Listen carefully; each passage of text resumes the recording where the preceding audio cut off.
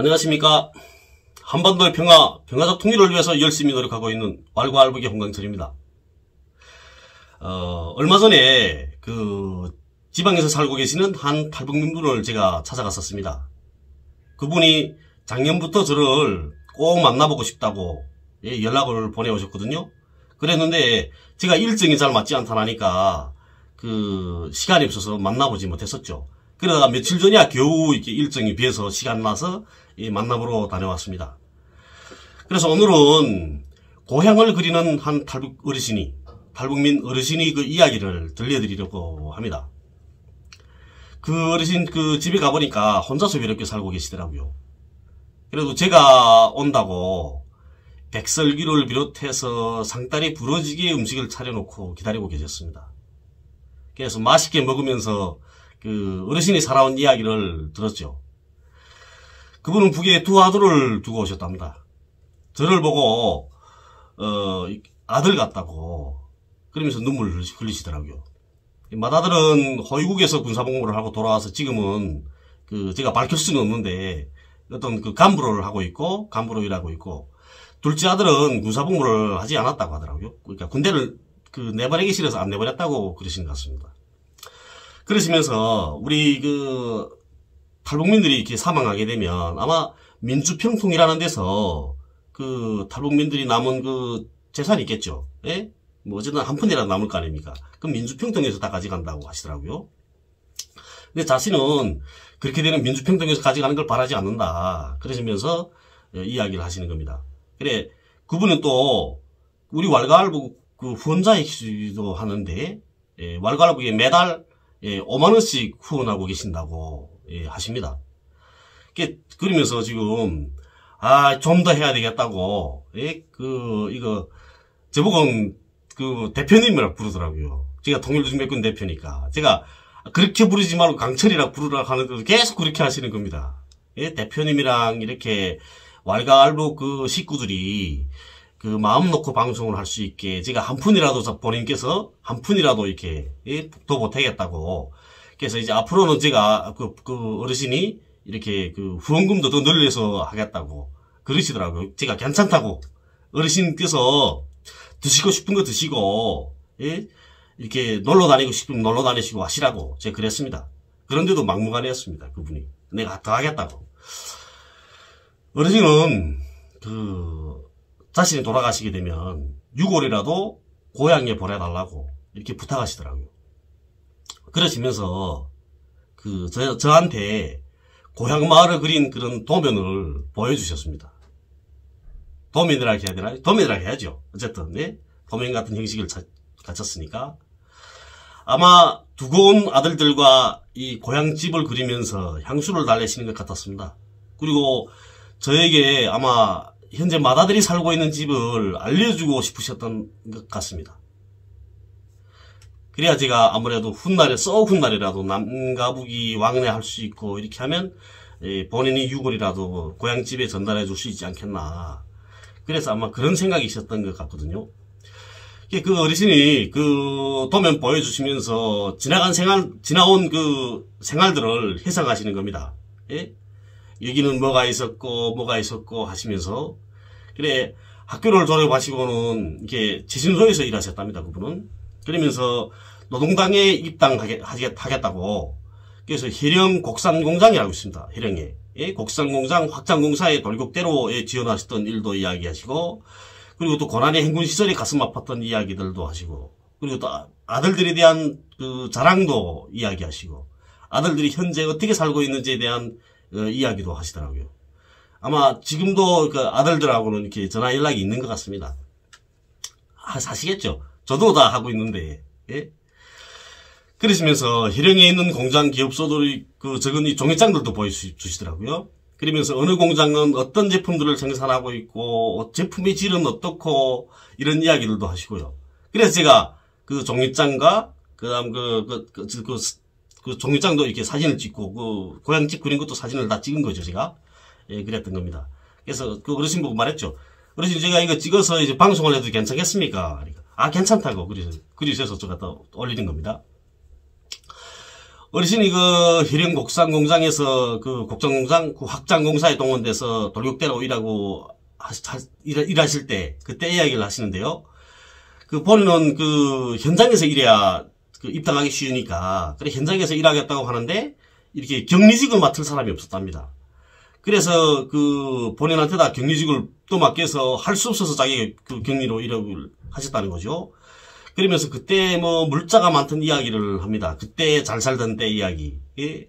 쌀이 뜨고 그리고 예, 사탕과 엿이 막 녹아서 선반에 내려와서 빨리 돌격대들이 나가서 산하겠죠. 산하 돌격대들이겠죠.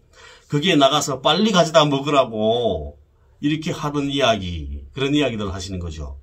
그리고 입당을 하지 못해서 마지막에 입당을 하지 못하게 되니까 대신 그 어르신을 금강산 휴양을 보내주더랍니다. 사로총 부위원장하고 함께. 그래서 금강산 휴양 가서 보름 동안 가서 휴양하고 오셨다고 하십니다. 이렇게 돌격대에 나가게 되면 그러니까 입당할 수 있거든요.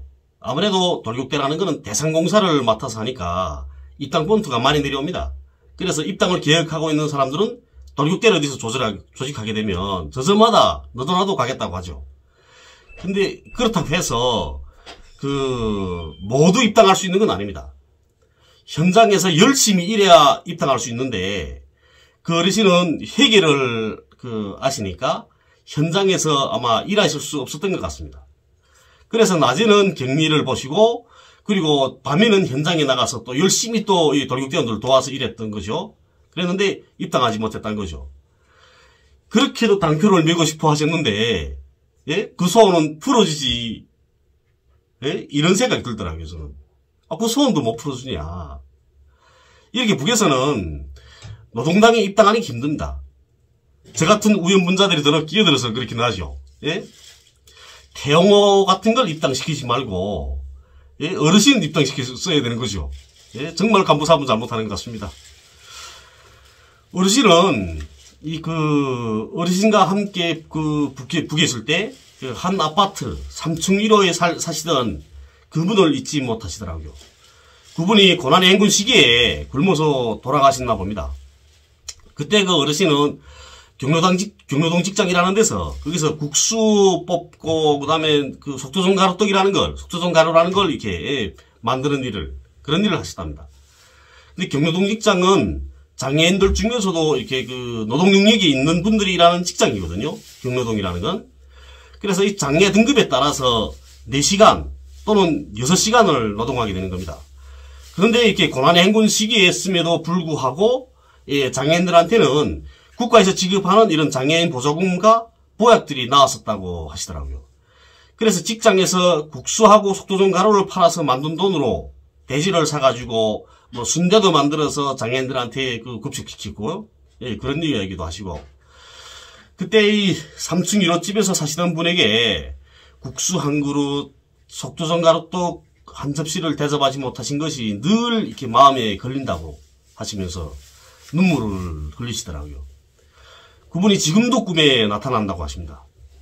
3층 1호에 사시던 분이 돌아가신 게 본인이 잘못이 아니죠. 그럼에도 불구하고 국수 한 그릇, 굶어서 돌아가신 분한테 국수 한 그릇, 떡 한 접시를 대접하지 못한 걸 몇십 년이 지난 오늘까지도 마음이 빚으로 안고 사시는 겁니다. 우리 민족의 우월성이라는 건 이런 데 있는 겁니다. 예? 자신이 잘못이 아님에도 불구하고 불쌍하게 이렇게 돌아가신 그런 분들에 대해서는 정말 두고두고 추억을 하고 그 사람들은 돕지 못한 것에 대해서 늘 마음에 죄책감을 안고 사는 것. 이런 마음씨를 가진 게 바로 우리 민족인 거죠. 이게 바로 민족성이고 우리 민족의 우월성입니다. 우리 민족성이 우월성이죠. 우월한 거죠. 북에도 이런 마음씨를 가지고 살아가는 사람들이 많습니다. 그렇기 때문에 제2의 고난의 행군이 온다고 하더라도 북은 허물어지지 않는 겁니다. 어르신은 대한민국에 대해서도 감사한 마음을 가지고 계십니다. 비록 임대주택이긴 하지만 살아갈 수 있는 집을 주고 그리고 노동 능력이 없으니까 기초생활수급자로 지정을 해서 생활보조금을 지급해 주는 걸 감사하게 생각하고 계십니다. 그래서 돌아가실 때 본인의 장기들을 기승화시켰다고 하시더라고요. 이릅니다. 그 어르신이 이렇게 말씀하십니다. 내가 이래봬도 장기들은 멀쩡합니다. 지금껏 아파본 적도 단 한 번도 없습니다. 이러시는 겁니다. 자신이 장기로 또 다른 분들을 살릴 수 있기를 바라시는 마음인 거죠. 그 마음을 그렇게밖에 표현하실 수 없는 겁니다. 제가 왈가왈부를 진행하면서 남한사회의 어두운 면들에 대해서도 이야기하고 있습니다. 그렇다고 해서 제가 남한사회를 비난하는 건 아닙니다. 헐뜯고 싶은 생각도 없습니다. 다만 제가 살아가고 있고 저희 딸이 살아가야 할 세상은 지금보다도 훨씬 좋은 세상이 되기를 바라서 하는 이야기들입니다. 비록 어두운 면들이 있기는 하지만 내가 살아가고 있는 사회에 대해서는 늘 감사한 마음을 가지고 있고 우리 사회가 더 좋은 사회가 되기를 바라서 하는 이야기들이라는 걸 알아주셨으면 감사하겠습니다. 어르신의 소원은 한 가지였습니다. 본인이 돌아가시면 6월이라도 고향으로 보내달라. 자신이 남는 재산은 왈가왈부게 보태라. 그래서 제가 말씀드렸습니다. 어르신이 돌아가시게 되면 남는 재산은 마지막 한 푼까지 제가 꼭 아들들에게 보내드리겠습니다. 남북이 왕래하게 되면 어르신이 6월을 꼭 고향이 언덕에 모셔다 드리겠습니다. 어르신이 유언을 변호사님들께 상의해서 공중을 받아서 정식 유언장으로 남기셔야 할 것 같습니다. 그래서 앞으로 서울로 올라오시는 기회에 제가 변호사님들께 부탁드리겠으니까 함께 가셔서 공중을 받도록 합시다. 그랬죠, 제가. 작년 추석에 지성호가 국민의힘 의원이죠. 지성호가 탈북 어르신들이 그 유골이 안치되어 있는 추모관을 찾아서 뭐 마음이 멍멍해진다는 뭐 하면서 같은 소리를 쳤더라고요. 그런데 탈북민 어르신들이 무주고올이 되는 걸 그 막는 길은 간단합니다. 유골을 고향에 있는 가족, 친척들이 품으로 돌려보내주면 되는 겁니다. 그런 일을 태영호, 지성호와 같은 이런 탈북민 출신 국회의원들이 해야 되는 거죠. 이런 일들이 가능해지게 되면 남과 북이 화해와 협력 그리고 왕래가 이루어져야만 가능한 겁니다. 태영호나 지성호 그리고 박상학이나 박영학이 이명복이처럼 남과 북이 대결을 부추기고 정세를 긴장시키고 헐뜯기나 하고 이렇게 되면 남북이 화해와 협력, 왕래나 같은 건 이루어질 수가 없다는 건 이거는 삼척동자도 알고 있는 일입니다. 자신을 적대시하고 있는데 누가 문을 열고 대화를 하겠습니까? 북을 헐뜯는 거는 남과 북이 화해와 협력 그리고 한반도의 평화를 바라지 않는 자들이 하는 짓입니다. 그렇다고 해서 제가 북을 찬양하라는 게 아닙니다. 탈북 유튜버들도 자신들이 살아온 이야기를 있는 그대로 이야기하게 되면 저는 반대하지 않습니다. 그런데 만들어진 악마화로 만들어진 그리고 가공된 이야기들을 가지고 자신이 실제 겪었던 것처럼 이야기를 하면서 북을 악마하고 있으니까 그러니까 제가 비판할 수밖에 없는 거죠. 대한민국의 감사한 마음을 가지고 본인이 돌아가시게 되면 장기 기증을 통해서 그 고마움을 표현할 수밖에 없는 그러한 어르신이 고향을 그리고 있고 또 6월이라도 고향에 가져다 달라고 이야기하고 계십니다. 저는 자기가 살아온 고향을 헐뜯고 또 악마하고 이렇게 돈을 버는 일부 탈북 유튜버들에게 묻고 싶습니다. 그것이 진정 고향으로 가는 길이 맞다고 생각하는가? 그리고 북이 허물어질 수 있다고 생각하냐? 탈북 유튜버들은 북을 헐뜯고 악마하는 대신에 금전적인 이득을 취합니다. 그렇게 돈을 벌어서는 뭐하라고 그럽니까? 역사는 온갖 거짓말로 돈을 벌어서 살던 자들에 대해서 꼭 이야기할 겁니다. 그 누가 어떻게 해방을 놓든지 간에 남과 북이 화해와 협력, 한반도의 평화는 반드시 이루어질 겁니다. 그러지 않으면 안 되거든요. 그러면 남과 북의 자유로운 왕래는 실현될 것이고 그때에는 북에 대한 거짓말로 돈벌이를 하던 자들의 추악한 정체도 만천하에 드러나게 되는 거죠. 고향에 있는 부모, 형제, 가족, 친척, 친구들을 위해서라도 거짓말은 하지 말아야 합니다. 그리고 외로운 인생 말년을 보내시는 어르신들을 위해서도 거짓말은 하지 말아야 합니다. 외롭게 사시는 어르신들, 유튜브를 보시는 게 유일한 약입니다. 그런데 종편을 비롯해서 반복적인 유튜브들 때문에 어르신들이 스트레스를 받습니다. 제가 만나러 갔던 그 어르신의 오빠가 저기 평안북도 북창군에 있는 득장탄광에서 간부로 일하고 계신답니다. 그래서 고난의 행군 시절에 오빠네 집에 식량 구입을 갔던 이야기도 하셨거든요. 근데 고난의 행군 시절에도 득장탄광 노동자들은 굶지 않았고 잘 살았답니다. 그랬으니까 가서 식량을 얻어왔겠죠. 오빠가 가져가고 싶은 대로 가져가라 이랬다는 거죠. 예? 탄광은 그 공급이 좋거든요. 물자 공급이 원래 좋습니다. 그게 노동부 물자 그 굽수가 높거든요. 거기는. 네. 그리고 득장탄광 사람들 공민증 다 있고 그리고 선거도 다 한답니다. 그거는 득장탄광에서 거기서 그 정치범 순교소에서 있었다고 하는 그 여자도 말하고 있는 겁니다. 그런데 탈북자들은 득장탄광을 보고 거기는 18호 정치범 수용소라고 말하고 있거든요. 그래서 구글러스에 18호 정치범 수용소, 북창 제18호 정치범 수용소 하고 딱 치면 거기가 나옵니다. 득장탄광이. 아니 생각해 봅시다. 정치범이 무슨 선거에 참가합니까? 노동교환을 가는 사람들도 선거를 못합니다. 선거권 박탈합니다. 그리고 공민증도 다 회수하고요. 그 사람들은 국민이 아닌 겁니다. 그런데 정치범이 선거를 한다니 말이 됩니까 이게?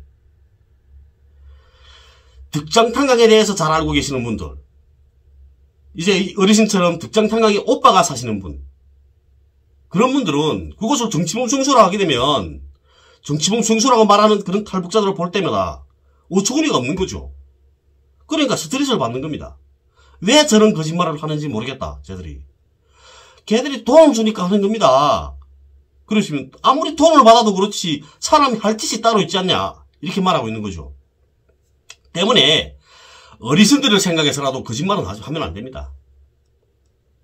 오늘은 고향을 그리는 한 탈북 그 어르신에 대한 이야기를 했습니다. 오늘 이 방송을 태용호나 지성호 그리고 종편 제작자들과 출연자들 그리고 박상학이, 박영학이, 이민복이 같은 이런 자들도 그리고 북에 대한 온갖 거짓말 방송을 진행하고 있는 이 탈북 유튜버들도 좀 보고 정신을 차렸으면 좋겠습니다. 감사합니다.